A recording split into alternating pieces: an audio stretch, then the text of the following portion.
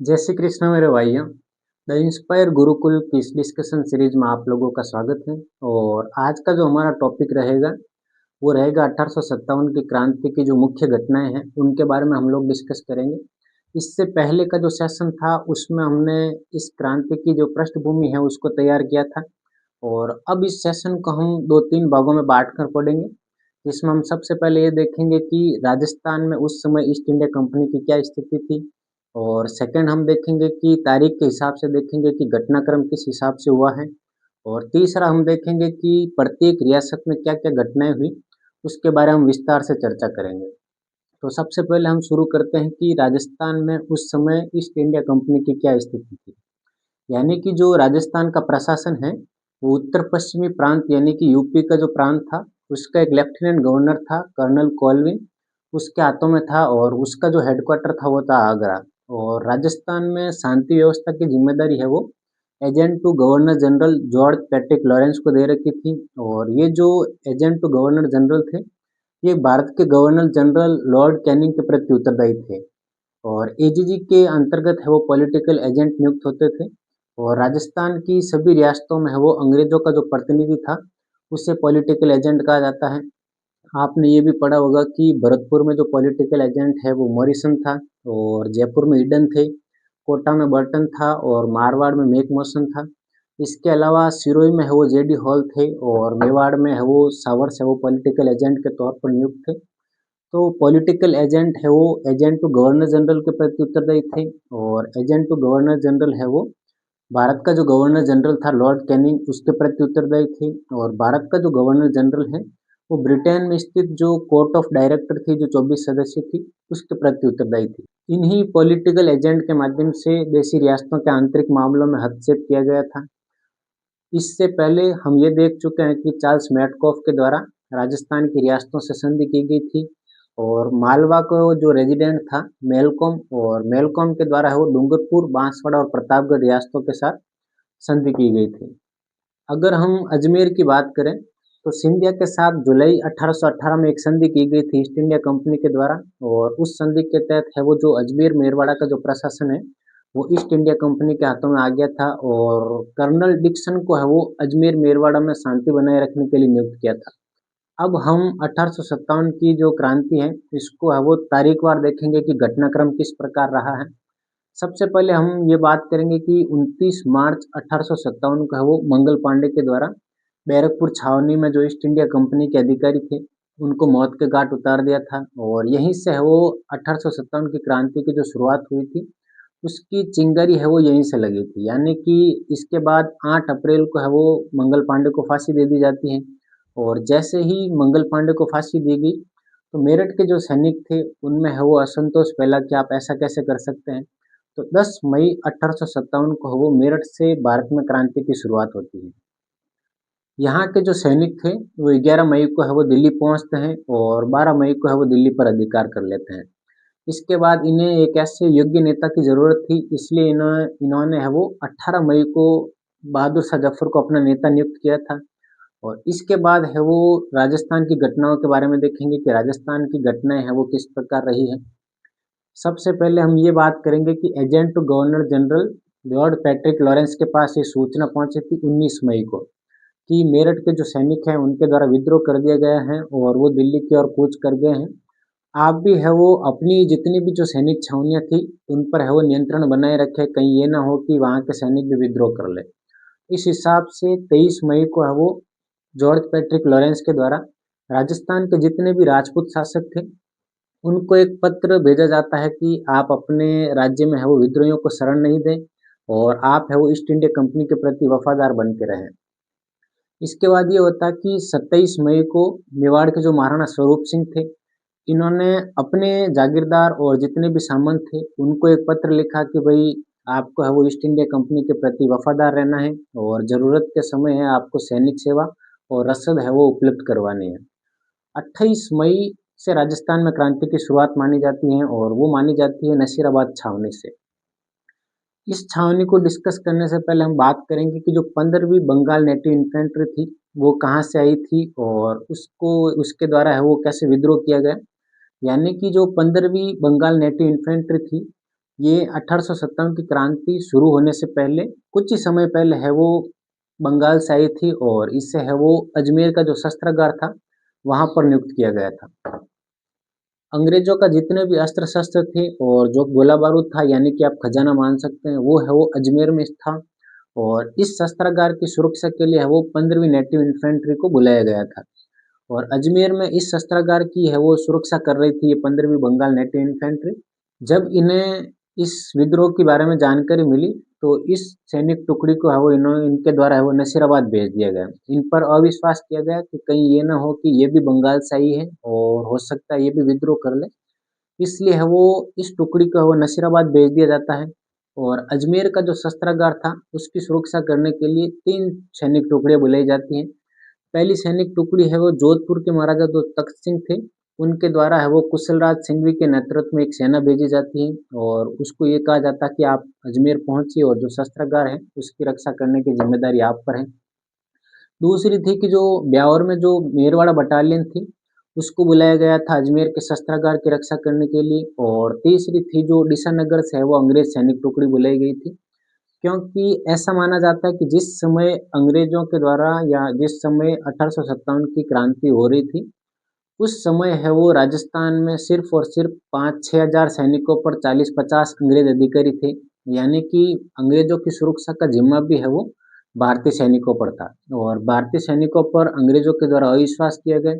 इसलिए East India Company या agent to governor general George Patrick Lawrence है वो ये चाहते थे कि है वो अंग्रेज टुकड़ी आए और अजमेर शस्त्रागार की रक्षा करें। तो आपको ये ध्यान रखना है कि 15वीं बंगाल नेटिव इन्फेंट्री पहले अजमेर शस्त्रागार की रक्षा कर रही थी, उन पर अविश्वास किया जाता है और उससे है वो नसीराबाद भेज दिया जाता है।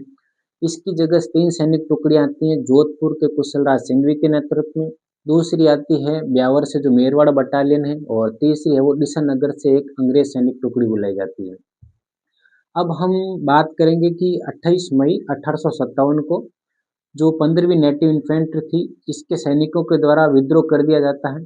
इसका सबसे बड़ा रीज़न तो ये है कि इन सैनिकों में अविश्वास फैल गया कि कहीं न कहीं है वो अंग्रेज टुकड़ी को इसलिए बुलाया जा रहा है ताकि ये हमारा दमन कर सके और हम पर अविश्वास किया जा रहा है कि कहीं हम भी विद्रोह नहीं कर लें।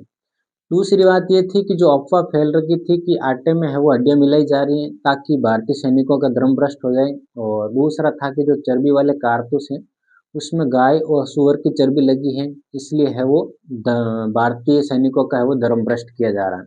इसलिए नसीराबाद छावनी की जो 15वीं बंगाल नेटिव इन्फेंट्री थी इनके सैनिकों के द्वारा विद्रोह किया जाता है और इसके साथ है वो 30वीं बंगाल नेटिव इन्फेंट्री और पहली बॉम्बे लॉन्सर इसके सैनिक भी इसके साथ आ जाते हैं।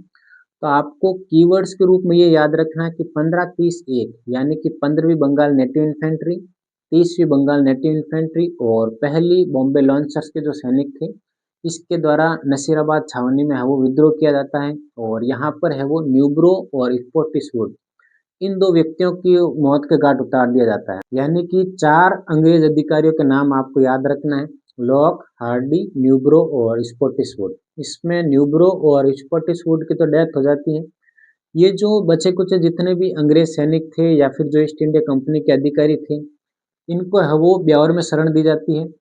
आपने ये भी पढ़ा होगा कि जो राजस्थान में 6 छावनियाँ थी, उसमें ब्यावर और खेरवाड़ा जो छावनी थी, उनके द्वारा है वो 1857 की क्रांति में विद्रोह में भाग नहीं लिया जाता है। यानी कि खेरवाड़ा और ब्यावर की जो सैनिक छावनी थी, इनके द्वारा अंग्रेजों का समर्थन किया जाता है कि जब नसीराबाद में जो विद्रोह हुआ था, वहाँ के जितने भी कर्मचारी थे, वो ब्यावर में आकर शरण लेते हैं। और खेरवाड़ा के बारे में हम पढ़ेंगे कि डूंगरपुर का जो शासक उदय सिंह था, उसने खेरवाड़ा के बिलों को अंग्रेज समर्थक बनाए रखा था। तो यानी कि ब्यावर और खेरवाड़ा ये जो 2 छावनियाँ हैं, ये अंग्रेजों की समर्थक थी और बाकी की जो 4 छावनियाँ हैं, उसमें विद्रोह हुआ था।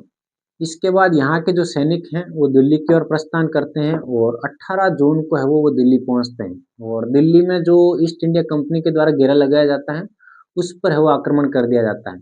यानी कि 12 मई को क्रांतिकारियों का दिल्ली पर अधिकार कर लिया जाता है और इसके बाद है वो उन क्रांतिकारियों के दमन के लिए ईस्ट इंडिया कंपनी की सेना वहाँ पर आती है और उस सेना पर है वो यहाँ के क्रांतिकारियों के द्वारा आक्रमण कर दिया जाता है। तो आपको मुख्य रूप से ये ध्यान रखना है कि 28 मई को क्रांति होती है नसीराबाद में और यहीं से क्रांति की शुरुआत होती है।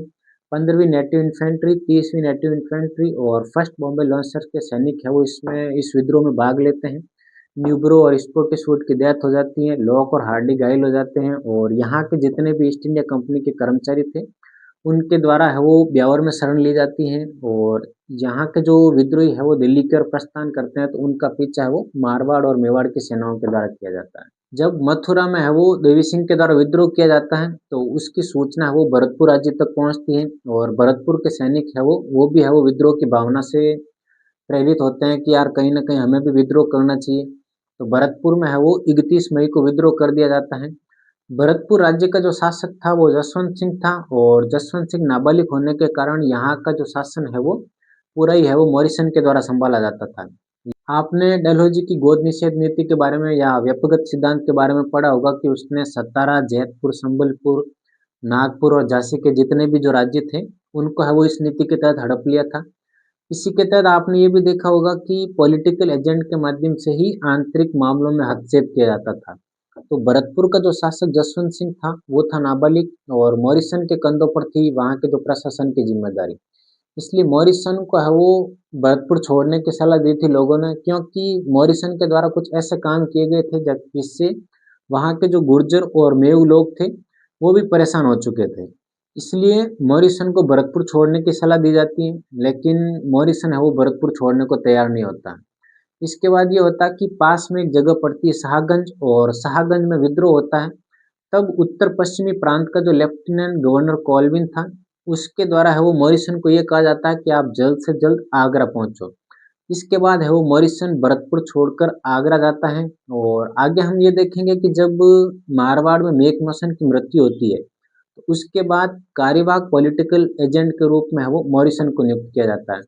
तो जब भी ये क्वेश्चन आ जाए कि मारवाड़ में कार्यवाहक पॉलिटिकल एजेंट कौन था तो आपको ये बताना है कि मॉरिसन है वो पॉलिटिकल एजेंट था कार्यवाहक के रूप में, क्योंकि पहले वो भरतपुर में नियुक्त होता है, उसके बाद है वो कर्नल कॉल्विन ने इसको आगरा भेजा और आगरा के बाद है वो मेकमैसन की मृत्यु के बाद इसे कार्यवाहक पॉलिटिकल एजेंट के रूप में है वो मारवाड़ में नियुक्त किया जाता है। इसके बाद हम बात करेंगे कि जो नीमच में विद्रोह होता है उसके बारे में। जब नसीराबाद और मेरठ इन दो छावनियों के में विद्रोह होता है तो इसकी सूचना वो जैसे ही कर्नल एबोट के पास पहुंचती है तो कर्नल एबोट के द्वारा एक काम किया जाता है कि जो परेड का मैदान होता है उसमें सभी भारतीय सैनिकों को बुलाया जाता है, जिसमें कुछ हिंदू सैनिक भी थे और कुछ मुस्लिम सैनिक भी थे। तो इनको है वो 2 जून को बुलाया जाता है और एक शपथ दिलाई जाती है, यानी कि जो हिंदू सैनिक थे उनके हाथ में है वो गीता दी जाती है और मुस्लिम सैनिकों को उनके हाथों में वो कुरान दी जाती है और इन धर्म ग्रंथों पर हाथ रखकर है वो उनको शपथ दिलाई जाती है कि आप ईस्ट इंडिया कंपनी के प्रति वफादार रहेंगे। तब एक मुस्लिम व्यक्ति था या मुस्लिम सैनिक था मोहम्मद अली बेग, उसके द्वारा है वो ये कहा गया कि जब अंग्रेजों ने अवध के मामले में है वो अपनी शपथ का पालन नहीं किया तो आप हमसे ये उम्मीद कैसे कर सकते हैं कि हम भी इस शपथ का पालन करेंगे। क्योंकि डलहौजी ने है वो अवध को कुप्रशासन के आरोप लगाकर उसको है वो ईस्ट इंडिया कंपनी के साम्राज्य में मिला दिया था, यानी कि जो ब्रिटिश साम्राज्य था या ईस्ट इंडिया कंपनी का जो अधिकार क्षेत्र था उसमें मिला लिया था। क्योंकि अवध में है वो जेम्स आउटरम से है वो एक फर्जी रिपोर्ट बनवाई गई थी कि अवध का जो प्रशासन है वो सही तरीके से नहीं चल रहा है और इसको है वो ईस्ट इंडिया कंपनी के साम्राज्य में मिलाया जाना चाहिए। तब मोहम्मद अली बेग ने कहा था कि आपने अवध के मामले में अपनी शपथ का पालन नहीं किया तो आप हमसे ये उम्मीद ना करें कि हम भी है वो इस शपथ का पालन करेंगे। तब कर्नल एबोट ने वो उसको समझा बुझा के वो शांत किया कि कैसे भी तरीके से कि भाई विद्रोही विद्रोह न करें। इसके बाद 3 जून को है वो हीरा सिंह और मोहम्मद अली बेग के नेतृत्व में रात के 11 बजे है वो विद्रोह कर दिया जाता है और वहाँ का जो शस्त्रागार था उसको है वो आग लगा दी जाती है और वहाँ पर जो इतने भी सार्जेंट थे उसकी पत्नी और बच्चों को मार दिया जाता है और यहाँ से जो विद्रोही है वो दिल्ली की ओर कूच करना शुरू करते हैं। तो आपको ये ध्यान रखना है कि 3 जून को है वो नीमच में हीरा सिंह और मोहम्मद अली बेग जैसे व्यक्तियों के द्वारा है वो विद्रोह किया जाता है और यहाँ से ये व्यक्ति निकलते हैं और शाहपुरा का जो राजा था उसके द्वारा है वो इनका स्वागत किया जाता है और इन्हें रसद पहुंचाई जाती है और इनके ठहरने की व्यवस्था की जाती है। फिर ये यहाँ से निम्बेड़े जाते हैं, वहाँ पे भी इनका स्वागत होता है। फिर ये देवली छावनी को लूटते हुए आगे आगरा से वो दिल्ली की ओर प्रस्थान करते हैं। तो यहाँ के जो जितने भी अंग्रेज अधिकारी थे या फिर जो बचे कुचे लोग थे, इनको है वो एक किसान के घर में है वो सुरक्षित रखा जाता है। यानी कि डूंगला गांव का जो रोगाराम था, उस व्यक्ति के घर में है वो इन 40 अंग्रेज अधिकारियों को रखा जाता है। और मेवाड़ के जो महाराणा स्वरूप सिंह थे, उनके द्वारा है वो एक सेना भेजी जाती है और उस सेना के द्वारा है वो यहाँ से इनको है वो उदयपुर ले जाया जाता है और वहाँ पर है वो जगमंदिर महल में इनको शरण दी जाती है। यानी कि मेवाड़ का जो पॉलिटिकल एजेंट सावर था और बेड़ला का ठाकुर था बख्तावर सिंह या बख्त सिंह, उसके द्वारा इन 40 व्यक्तियों को है वो सुरक्षित उदयपुर पहुंचाया जाता है और उसके बाद है वो सावर से वो इन विद्रोहियों का पीछा करने के लिए निकलता है। आपको ये ध्यान रखना है कि इन विद्रोहियों का पीछा है वो दो सेनाओं के द्वारा किया जाता है। एक मेवाड़ की सेना होती है और दूसरी है वो मारवाड़ की सेना होती है, यानी कि जोधपुर की सेना। तो मेवाड़ की सेना का नेतृत्व है वो सावर्स के द्वारा किया जाता है और मारवाड़ की जो सेना थी उसका नेतृत्व है वो हार्डकेसल के द्वारा किया जाता है। आपसे ये पूछा जा सकता है कि जो जोधपुर की सेना या मारवाड़ की सेना थी उसका नेतृत्व किसने किया, तो आपको हार्डकेसल बताना है और मेवाड़ की सेना का तो सावर्स ने किया ही है। तो ये आपके लिए इम्पोर्टेंट रहेगा। इसके बाद सावर्स है वो कोटा, बूंदी और मेवाड़ की सेना की सहायता से 6 जून को है वो पुनः नीमच पर अधिकार कर लेता है। अगर हम शॉर्ट में वो नीमच के बारे में बात करें तो 2 जून को है वो शपथ दिलाने का प्रयास किया जाता है। 3 जून को हीरा सिंह और मोहम्मद अली बेग जैसे सैनिकों के द्वारा विद्रोह कर दिया जाता है। सावर्स है वो यहाँ से ईस्ट इंडिया कंपनी के जितने भी अधिकारी थे उनको बचाकर मेवाड़ महाराणा तक पहुंचाते हैं और हार्ड कैसल और सावर्स के द्वारा है वो इन विद्रोहियों का पीछा किया जाता है और 6 जून को है वो नीमच पर है वो पुनः अधिकार कर लिया जाता है। और जो यहाँ के जो विद्रोही थे उनके द्वारा है वो देवली छावनी को भी लूट लिया जाता है और आगरा होते हुए दिल्ली की ओर प्रस्थान करते हैं। अब हम बात करेंगे कि एरनपुरा में जो विद्रोह हुआ था उसके बारे में।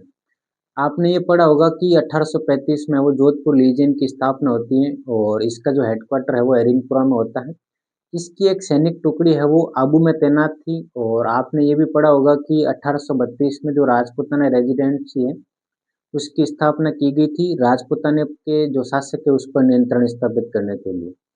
वहाँ का जो पॉलिटिकल एजेंट था वो था जेडी हॉल था और यहाँ पर है वो एमटीएस के द्वारा विद्रोह किया गया है। यानी कि ये कीवर्ड है एमटीएस, इसका मतलब है कि मोती खां, तिलकराम और शीतल प्रसाद, इन 3 व्यक्तियों के द्वारा है वो विद्रोह किया जाता है और जो एजेंट तो गवर्नर जनरल था उसका पुत्र है वो इसमें घायल हो जाता है और जेडी हॉल के आवास पर हमला किया जाता है और उसमें आग लगा दी जाती है।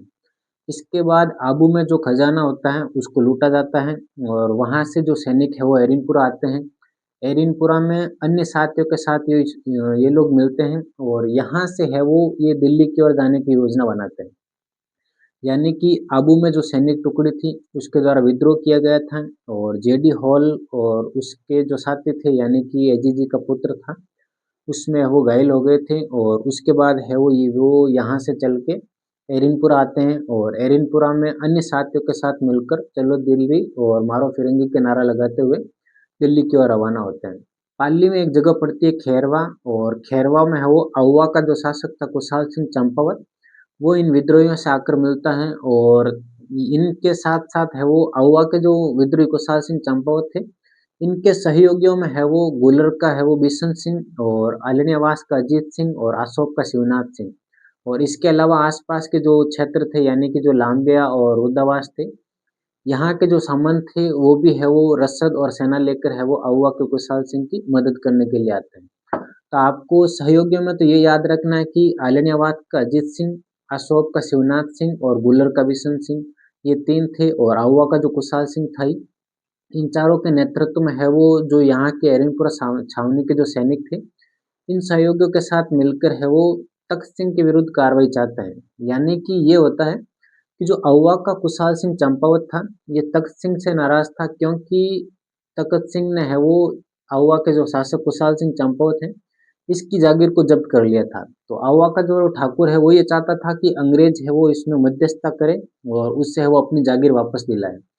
इस कारण ये होता है कि कुशाल सिंह चंपावत है वो प्रत्यक्ष रूप से अंग्रेजों का विरोधी नहीं था, वो प्रत्यक्ष रूप से सिर्फ और सिर्फ तख्त सिंह का विरोधी था।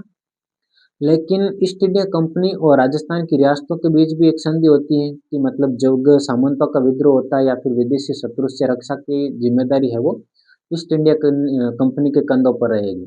तो इसमें ये होता कि ईस्ट इंडिया कंपनी का तख्त सिंह को सहयोग करना बहुत ज़रूरी है, क्योंकि संधि हुई थी इनके बीच और कुशाल सिंह चंपावत ये चाहते थे कि वो मेकमैसन है वो मध्यस्थता करके तख्त सिंह से वो उसकी जागीर दिलाए।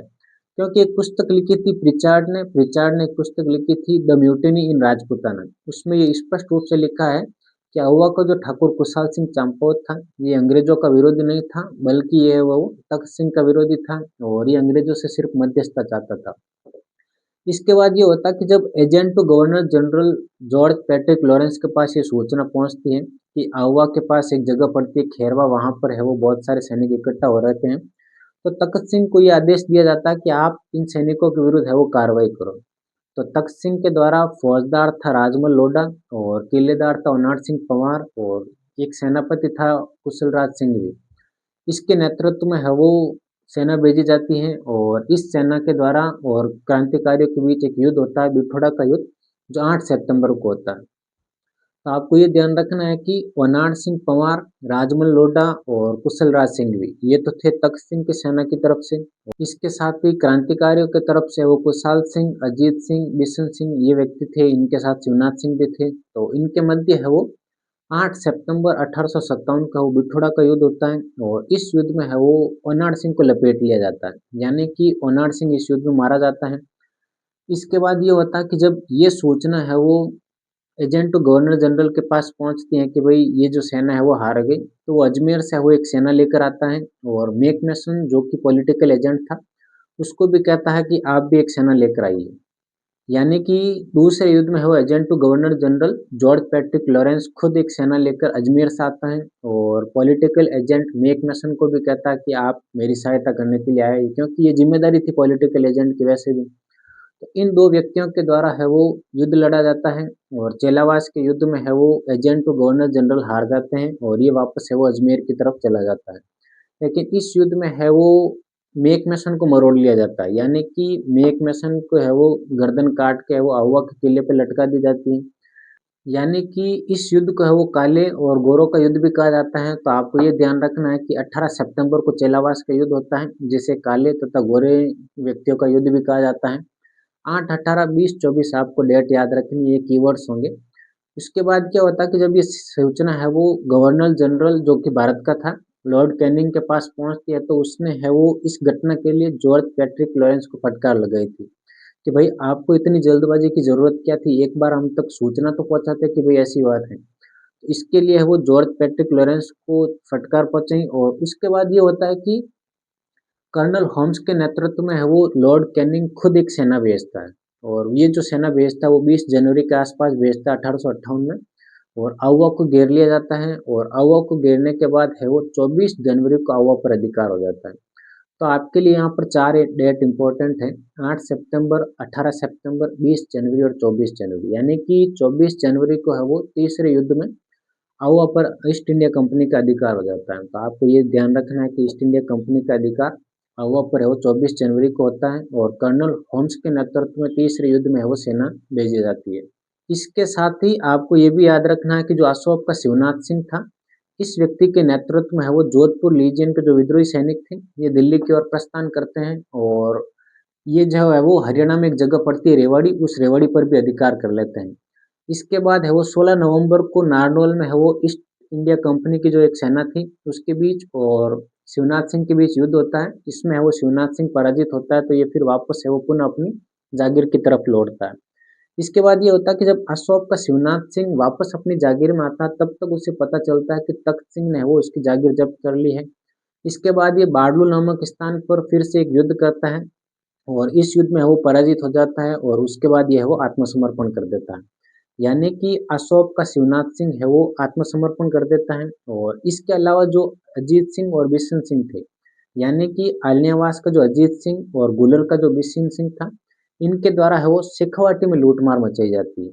यानी कि आपसे ये पूछा जा सकता है कि किन दो व्यक्तियों के द्वारा या किन दो सामंतों के द्वारा शेखावाटी में लूटमार की जाती है, तो आलियावास का अजीत सिंह और गुलर का बिशन सिंह है वो शेखावाटी में लूटमार करते हैं। जब 24 जनवरी को आउवा पर अधिकार होता है ईस्ट इंडिया कंपनी का, तो उसके बाद है वो कुशाल सिंह है वो मारवाड़ में वो लूटमार करने लगते हैं। इसके बाद कुशाल सिंह को ये पता चलता है कि मेवाड़ में है वो कोठारिया का जोत सिंह और सलूम्बर का केसरी सिंह है, ये है वो कहीं न कहीं है वो अंग्रेज़ों के विरुद्ध है। तो ये जो कोठारिया का जोत सिंह था, इसकी शरण में कुशाल सिंह जाते हैं और वो वहाँ पर कुछ समय तक रुकते हैं। इसके बाद ये होता है कि 8 अगस्त 1860 को है वो कुशाल सिंह के द्वारा आत्मसमर्पण किया जाता है और कुशाल सिंह के विरुद्ध है वो टेलर आयोग बिठाया जाता है इसकी जाँच करने के लिए। जब टेलर आयोग ने है वो अपना फैसला सुनाया तो उसमें है वो कुशाल सिंह को निर्दोष साबित किया गया था, क्योंकि मैंने इससे पहले ही बताया कि रिचार्ड की पुस्तक लिखी थी कि द म्यूटनीज राजपूताना। उसमें ये कहा था कि ये तख्त सिंह का विरोधी था, ईस्ट इंडिया कंपनी का विरोधी नहीं था।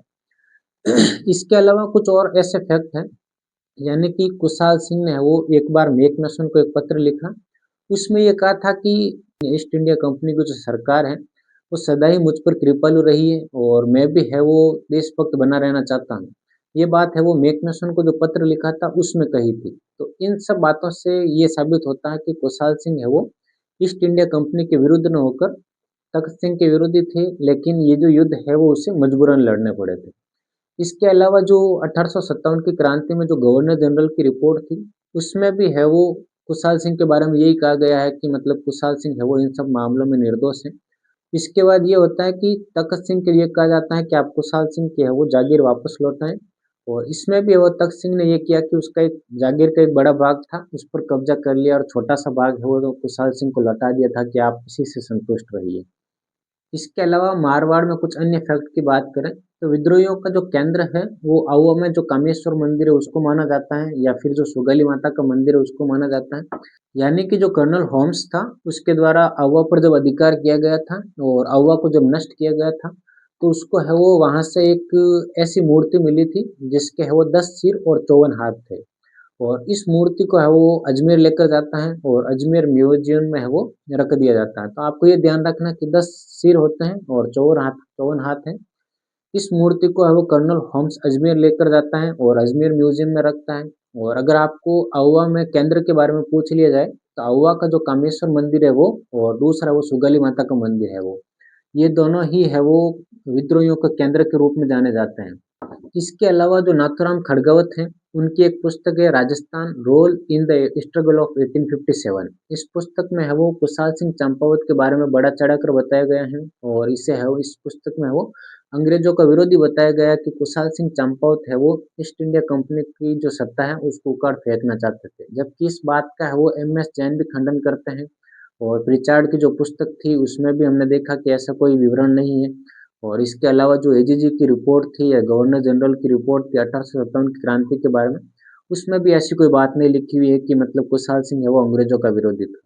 बेसिकली कुशाल सिंह सिर्फ और सिर्फ तखत सिंह का विरोधी था और इसके पीछे सिर्फ रीजन ये था कि उसने है वो जागीर जब्त कर ली थी और इसी कारण है वो विद्रोहियों के समर्थन से है वो अपनी जागीर को वापस छुड़ाना चाहता था। यदि हम ब्रीफ में वापस बात करें, हम ये कह सकते हैं कि एमटीएस यानी मोथिका, तिलकराम और शीतल प्रसाद के द्वारा विद्रोह किया जाता है। 8, 18, 20 और 24 ये 4 दिनांक आपको याद रखने हैं। मैकमेसन के बाद है वो मॉरिसन को पॉलिटिकल एजेंट नियुक्त किया जाता है और कर्नल होम्स है वो सुगली माता की मूर्ति है वो अजमेर म्यूजियम में रख देता है। इसके अलावा बात करें तो जो केंद्र थे वो कामेश्वर महादेव मंदिर और सुगली माता का मंदिर था। वो विद्रोहियों या फिर जोधपुर लीजियन के जो सैनिक थे उनका केंद्र था। इसके अलावा पिचाड़ की जो पुस्तक थी उसमें ये भी लिखा हुआ है कि जो जोधपुर की जो सेना थी जो तखत सिंह ने भेजी थी, उनमें भी युद्ध लड़ने के लिए इतना उत्साह नहीं था क्योंकि तखत सिंह की जो है वो जनता है वो विरोधी थी। यानी कि जो मारवाड़ की जनता थी वो ईस्ट इंडिया कंपनी के विरुद्ध थी। इसलिए तखत सिंह ने है वो रात के अंधेरे में युद्ध करने के लिए इन सेनाओं को भेजा था। तो आप ये देख सकते हैं कि जो जनता थी और जो सेना थी तखत सिंह की, उसमें भी है वो विद्रोहियों से लड़ने के लिए इतनी उत्सुकता नहीं थी, इसलिए ओनाड सिंह ही मारा गया है। बाकी 2 युद्धों में ज़्यादा नुकसान है वो क्रांतिकारियों को हुआ नहीं है।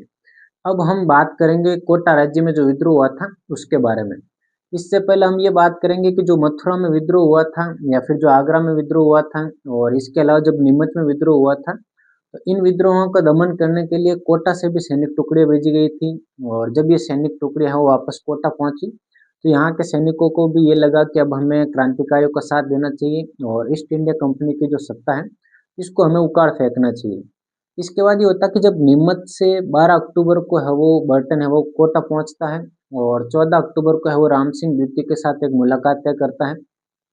14 अक्टूबर को राम सिंह द्वितीय को ये कहता है कि जो भी है वो क्रांतिकारी हैं और जो राज्य के विरुद्ध है वो कार्रवाई करना चाहते हैं, उन व्यक्तियों को है वो दंडित किया जाए। क्योंकि इनमें जो प्रमुख नाम हैं वो आपको देखने को मिलेंगे जयदयाल खां, मेहराब खां, रतनलाल और जियालाल। आप कीवर्ड बना सकते हैं आरएमजेजे के नाम से, क्योंकि आपने एरिनपुरा में एमटीएस बनाया था और जयपुर में हम एसयूवी देखेंगे, और इसके अलावा कोटा में है वो आरएमजेजे से आप कीवर्ड्स के तहत इन व्यक्तियों का नाम याद कर सकते हैं। तो राम सिंह द्वितीय को यह कहा गया कि इन व्यक्तियों को दंडित किया जाए, क्योंकि इन दो व्यक्तियों ने, जयदयाल खां और मेहराब खां ने, इन दो व्यक्तियों ने एक परिपत्र जारी किया था कि आटे में है वो हड्डियां मिलाई जा रही हैं और चर्बी वाले कारतूस है वो हमें अपने मुंह से काटने पड़ रहे हैं, इसके लिए हमें वो अंग्रेजों का विरोध करना चाहिए। और इसके बाद ये होता कि जब इनसे मुलाकात की, इसकी सूचना है वो नंद किशोर नामक व्यक्ति ने है वो पहले ही जाकर क्रांतिकारियों को दे दी थी। यानी कि जयदयाल खां और मेहराब खां को इसकी सूचना दे दी कि राम सिंह द्वितीय है वो आप लोगों का दमन करना चाहते हैं। तो 15 अक्टूबर को है वो कोटा में है वो जयदयाल खां और मेहराब खां के नेतृत्व में विद्रोह करते हैं, और इनके सहयोगियों में रतनलाल और जियालाल का भी नाम आता है। इनके द्वारा है वो मेजर बर्टन की हत्या कर दी जाती है और इनके जो दो पुत्र थे उनको भी मार दिया जाता है। इसके साथ साथ एक सर्जन था सेल्डर और एक था सेविल क्वांटम, इन व्यक्तियों को भी मार दिया जाता है। यानी कि आपको इन तीन व्यक्तियों के नाम याद होने चाहिए, बर्टन, सेल्डर और सेविल क्वांटम। इन तीन व्यक्तियों को है वो कोटा में है वो मार दिया जाता है। इसके बाद है वो राम सिंह द्वितीय है वो एजीजी जॉर्ज पैट्रिक लॉरेंस के सामने ये सफाई देता है कि जो क्रांतिकारी हैं उन्होंने मेरे महल को भी घेर लिया था, इसलिए मैं है वो बर्टन की है वो सहायता नहीं कर पाया। यानी कि ये होता है कि एक तो होता है रेजिडेंसी क्षेत्र और एक होता महल। यानी कि जो रेजिडेंसी है उसमें तो वो ब्रिटिश अधिकारी रहते थे और महलों में और किलों में है वो राजपूत शासक रहते थे, तो इनके बीच में जो वो दूरियां थी। तो उस समय राम सिंह द्वितीय ये कहता कि क्रांतिकारियों ने है वो मेरे किले को भी घेर लिया था और मुझे है वो बर्टन की सहायता करने का मौका नहीं मिला था। तो ऐसा होता है कि जयदयाल खां और मेहराब खां के द्वारा है वो कोटा राज्य का जो प्रशासन है वो पूरा अपने हाथों में ले लिया जाता है, और इसके अलावा है वो यहाँ के राज्य की जो 127 तोपें थी और इनका जो खजाना था और अस्त्र शस्त्र थे उस पर है वो क्रांतिकारियों का अधिकार हो जाता है। इसके बाद ये होता है कि राम सिंह द्वितीय और क्रांतिकारियों के मध्य है वो मथुराधीश मंदिर के जो महंत थे गोसाई साहब, उनके द्वारा है वो एक समझौता करवाने का प्रयास किया जाता है, लेकिन समझौता उतना असफल होता नहीं है। और इसके अलावा अगर हम बात करें तो राम सिंह द्वितीय ने है वो अन्य राज्यों से भी सहायता मांगने का प्रयास किया था, और जब ये बात है वो जयदयाल खां और मेहराब खां तक पहुंची तो उन्होंने है वो एक 9 शर्तों का जो संधि पत्र था उस पर राम सिंह द्वितीय से जबरदस्ती साइन करवा लिए। और इन संधियों में ये लिखा हुआ था कि जो 1857 की क्रांति हुई है कोटा में, इसके लिए है वो राम सिंह द्वितीय है वो स्वयं उत्तरदायी है, और इसमें कुछ अन्य शर्तें भी थी जिस पर इन्होंने हस्ताक्षर करवा दिए थे, ताकि अंग्रेजों को ये लगे कि राम सिंह द्वितीय है वो खुद चाहते थे कि बर्टन और या फिर रेजिडेंसी के जितने भी अधिकारी थे वो यहाँ से वो छोड़कर चले जाएं, या फिर इनकी हत्या के लिए जो राम सिंह द्वितीय वही जिम्मेदार है। इसके अलावा जो करौली का शासक था मदन पाल, ये कोटा राज्य में है वो क्रांतिकारी से मुक्त करवाने के लिए अपने 2000 सैनिक भेजता है। तो आपको ये ध्यान होना चाहिए कि करौली के मदन पाल ने वो कोटा राज्य को विद्रोहियों से मुक्त करवाने के लिए अपनी सेना भेजी थी। और इसके बाद है वो रॉबर्ट्स के नेतृत्व में एक सेना पहुंचती है 22 मार्च को 1858 को। तो 22 मार्च 1858 को है वो रॉबर्ट्स के नेतृत्व में एक सेना कोटा पहुंचती है, और 30 मार्च को है वो कोटा को है वो विद्रोहियों से मुक्त करवा दिया जाता है। जयदयाल खां और मेहराब खां, इन दो व्यक्तियों को है वो मौत के घाट उतार दिया जाता है या फिर इन्हें फांसी दे दी जाती है। तो आपको ये ध्यान रखना कि कोटा राज्य पर पुनः है वो ईस्ट इंडिया कंपनी का जो नियंत्रण है वो 30 मार्च 1858 का आता है। यानी कि 5-6 महीनों तक है वो क्रांतिकारियों का कब्जा रहा है, और पूर्ण रूप से वो राम सिंह द्वितीय की घेराबंदी कर दी थी इन क्रांतिकारियों के द्वारा। इसके बाद मेजर बर्टन और सेविल क्वांटम और सेल्डर की जो हत्या है उसके लिए है वो उसकी जिम्मेदारी के लिए एक आयोग बनाया जाता है रॉबर्ट्स की अध्यक्षता में। तो यानी कि रॉबर्ट्स की अध्यक्षता में जो आयोग बनाया जाता है उसने है वो राम सिंह द्वितीय को उत्तरदायी ठहराया लेकिन निरपराधी माना है। यानी कि ये माना है कि राम सिंह द्वितीय एक अपराधी नहीं है, लेकिन इस घटना के लिए उत्तरदायी है वो राम सिंह द्वितीय है। इस हिसाब से आरपीसी क्वेश्चन पूछ रही है वर्तमान में, उस हिसाब से एक सेंटेंस आ सकता है कि मेजर बर्टन की हत्या के लिए राम सिंह द्वितीय को अपराधी घोषित किया गया। ऐसा नहीं है, उसके लिए उत्तरदायी तो राम सिंह द्वितीय को घोषित किया गया है, लेकिन इसके लिए निरपराधी घोषित किया गया, यानी कि अपराध राम सिंह द्वितीय ने नहीं किया है, लेकिन उत्तरदायी राम सिंह द्वितीय ही था।